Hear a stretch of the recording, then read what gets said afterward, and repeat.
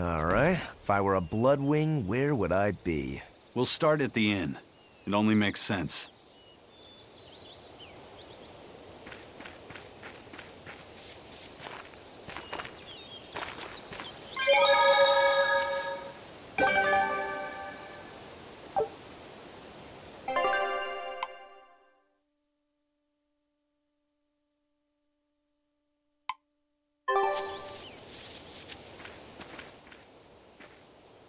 Stonebury hasn't had much luck growing just yet, but this pioneer town has a lot of potential. Trees grow well here, and the lumber is of great quality. Oh, we're also close to the quarries, so stone isn't a problem. As long as the demons are contained, this country will rebuild. The need for stone and lumber will soar. Best of all, this area is quiet, has beautiful lakes, and is a perfect place for a craftsman like me to work. And why settle for anything less? I do feel that you might be a bit short-handed here. It's hard to build without manpower. You're right. We need something to attract new settlers. Maybe some sort of specialty item? Is there any fruit or vegetable that can only be found around here? There is a type of potato called the radish bell that we grow, but it's got a few, quirks. If you want to attract people, you should just ring a bell. Come to Stonebury, where the money grows on trees. A bell tower, huh? That might actually work. We can even use local stones for the bell. The Stonebury Stone Belfry. It won't work. Huh? Try hitting a rock. Doesn't ring. Ah, how could I have missed that? I'm still such a novice. My master taught me better than this. Think before you build. That's what he always said. I need to do better and not sully his name.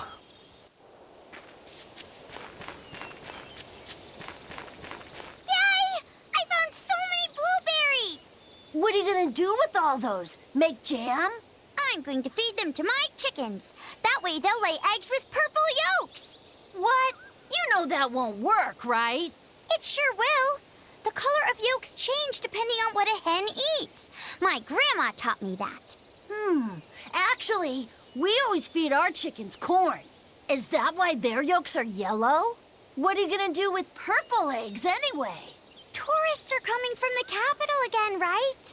I bet they've never seen purple eggs, so I figure I could sell them for a lot.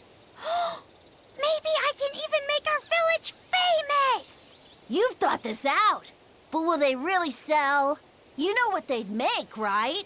Purple fried eggs, purple omelets, purple egg fried rice. Hey, would you want to eat a purple omelet? Strange things sell, right? You don't have to be so mean just 'cause you can't think of a better idea. Oh, sorry. Here, let me help you. Fine.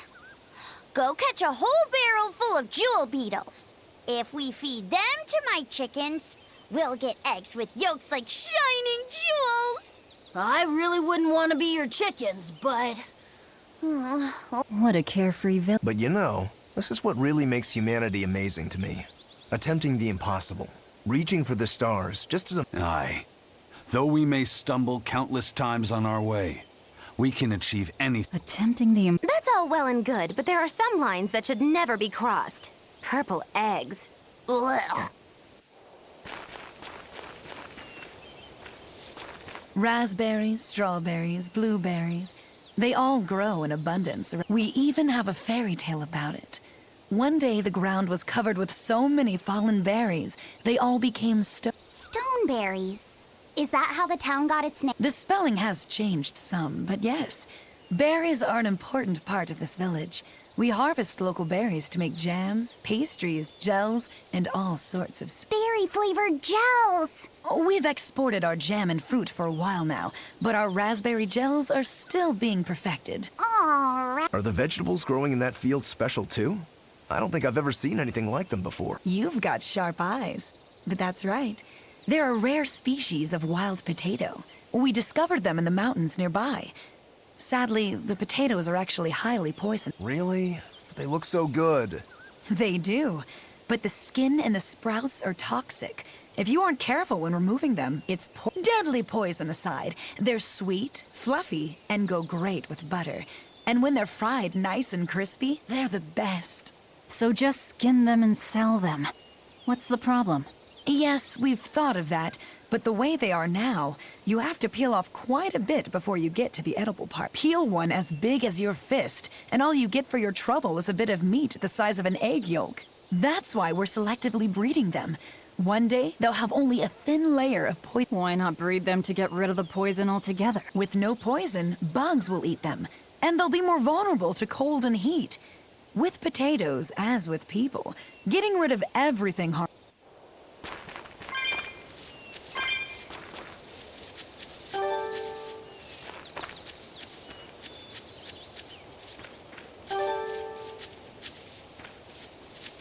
The water around here is ideal for producing wine and spirits.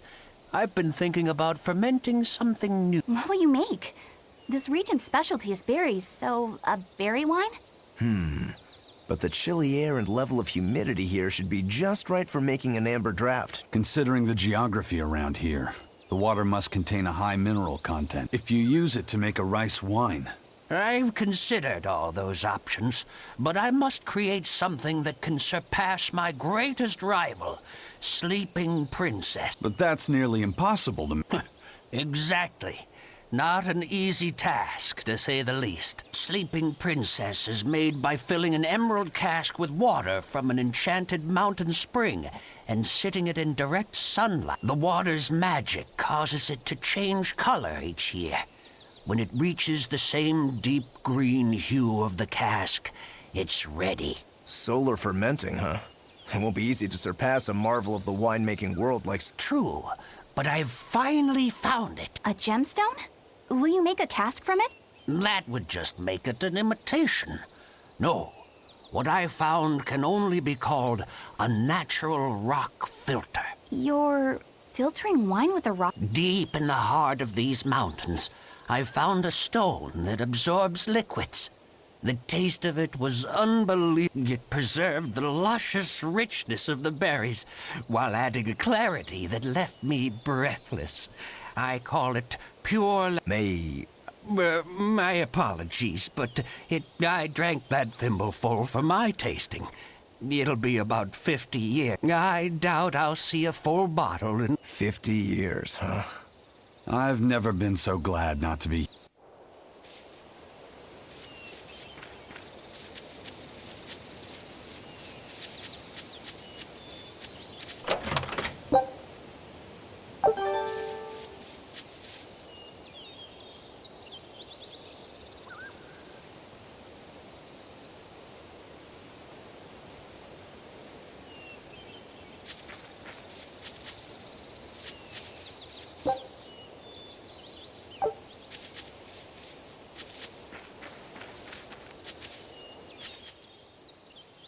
I was on my way home from a trip to Logres, crossing the Aldina Plains, when I saw it. Rain was pouring as if from buckets, and the wind was so strong I could hardly stay on my feet.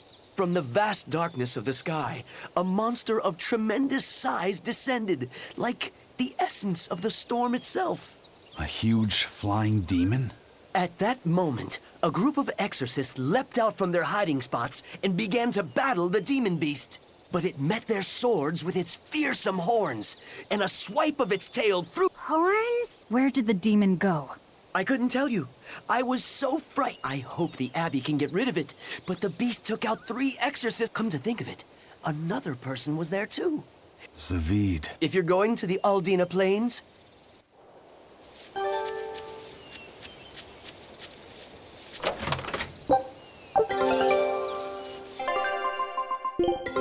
knew this would be big. What a treasure!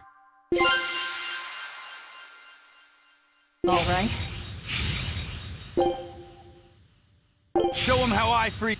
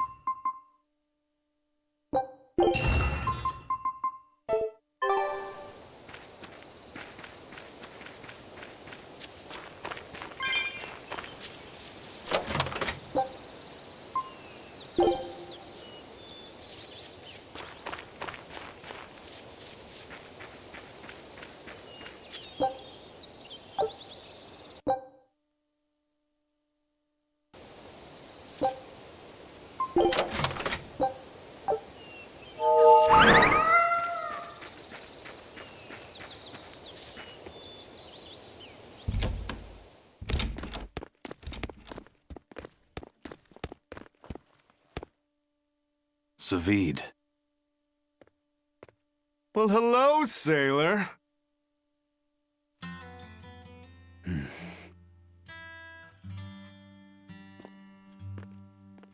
Are you waiting for someone? Nope. Just saying a prayer for someone. Someone? Let's go. Clearly there aren't any bloodwings here. You're just going to leave? I'm right here. Everybody has times they need to be alone.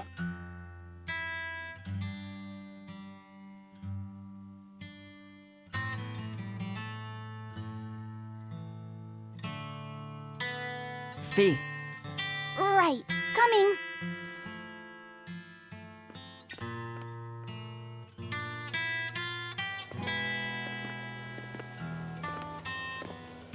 What do you think he was praying about? Well, for one thing, he was drinking a bottle of Thorny Forest. Oh my! The drink you share with your special someone when you're going to be married for life! How romantic! But getting your hands on that stuff is no small feat. I can only hope I'll get a chance to taste it someday. That must have had an important meaning for Savid. That's why you left him alone. Don't read too much into it. You're Velvet, right? Huh, you must be the one who's seen the demon we're after. We saw a big snake-looking dragon fly over on the way here. Is that what you saw too? Yes, that's the one. It nests at the top of the mountain in Aldina Plains. We went to look ourselves. No dragon. It only returns to its nest on rainy days. Rainy days, you say?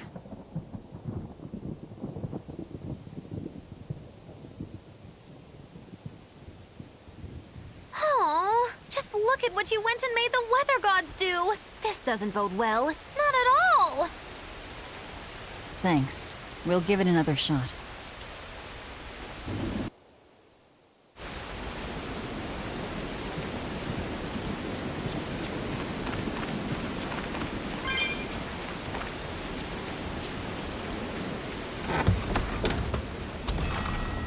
Hey there. Our meeting like this must be Providence, meow. We're in a hurry. Save it, cats. All the better, meow. I've just stumbled upon a perfectly nifty piece of stone just for you. What's it for? That's not a geoboard, is it? Bingo! I dug it out of some ruins, meow. They were made by Norman meowing years ago for surfing along Earth pulses, but I can't use it, so I figured I'd pawn it off on someone else who could, meow. Wait, Norman made this? That doesn't exactly inspire confidence. Don't be so mean! We're capable of exceptional things! Sometimes.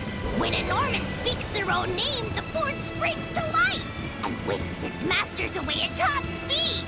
They'll even plow right through weak demons. You can say it's our masterwork, even if we sorta stumbled on it by accident. Huh. Well, then I apologize. So we can ride this as long as we have Bienfu with us, right?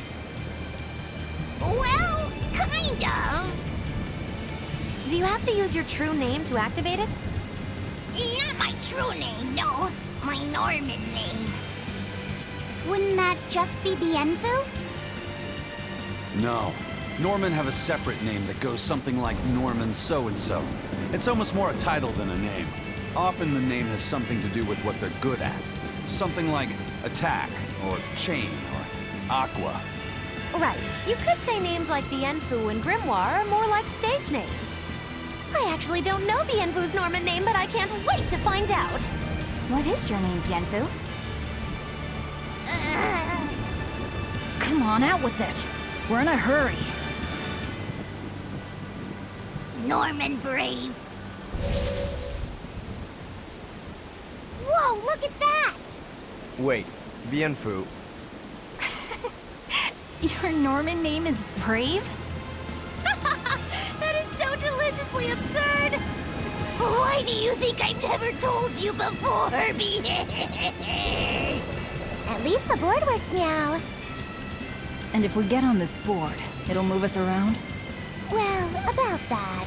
The board propels itself by pushing against Earth pulse flows.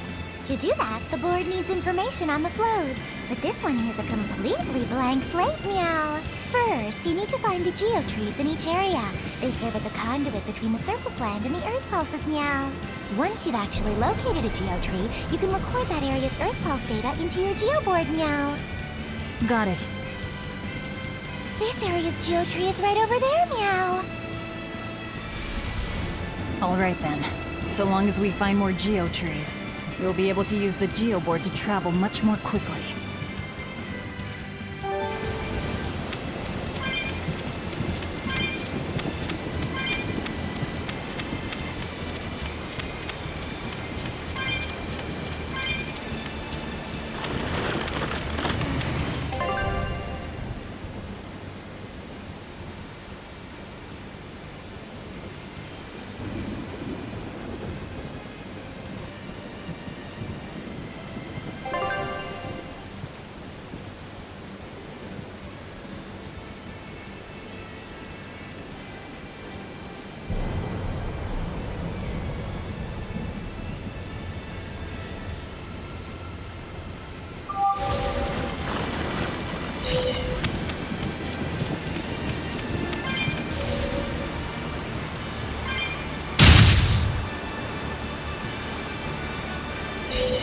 Well, that's going to come in handy. Yeah, and it's a lot of fun to ride, too. I could get used to this. I'm so worn out. I feel like I had to sprint the whole way here. Huh. Seems like operating the board saps a lot of energy from Bienfu. Even still, this board gives us a strategic advantage. Brave here will just have to bear a little exertion now and then. Yeah, Brave. Buck up. I believe in you. Be brave. Ah! Stop calling me that!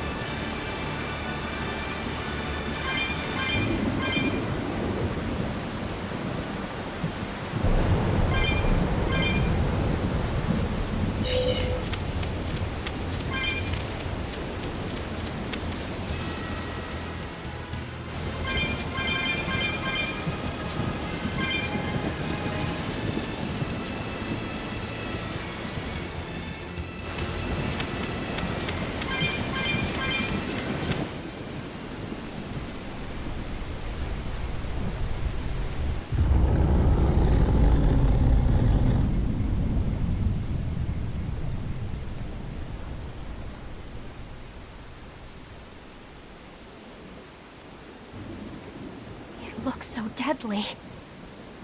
And just check out how much malevolence it's putting out. Which means it's not a Therian. Let's retreat. We've got no reason to pick a fight with something we can't handle. I do.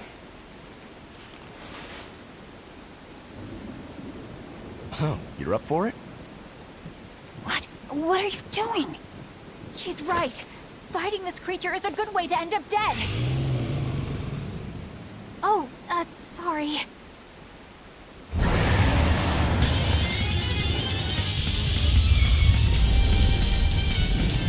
Well, no turning back now.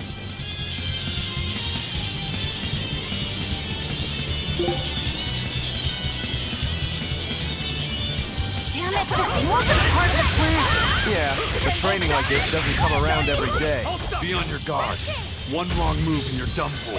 I know, that's the fun part. Vigorous way! Blast away the shadows of darkness! Light what the down!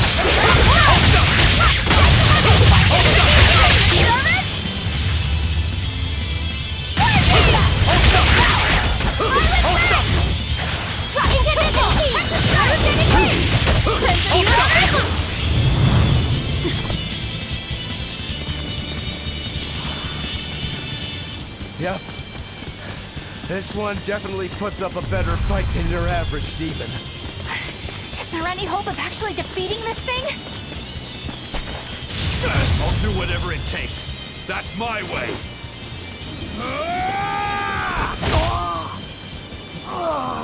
Zavid!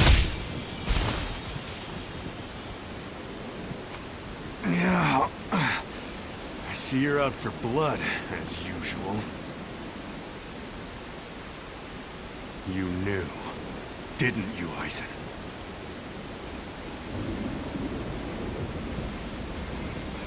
Out of my way.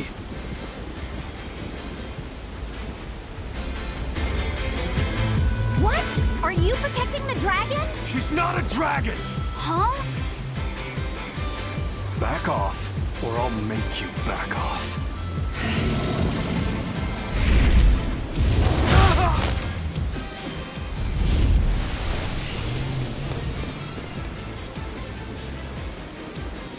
Damn, it got away.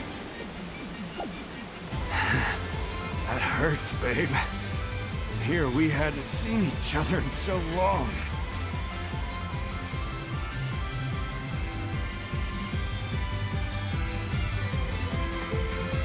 Hold it. Is that dragon someone you knew? I told you, she's not a dragon.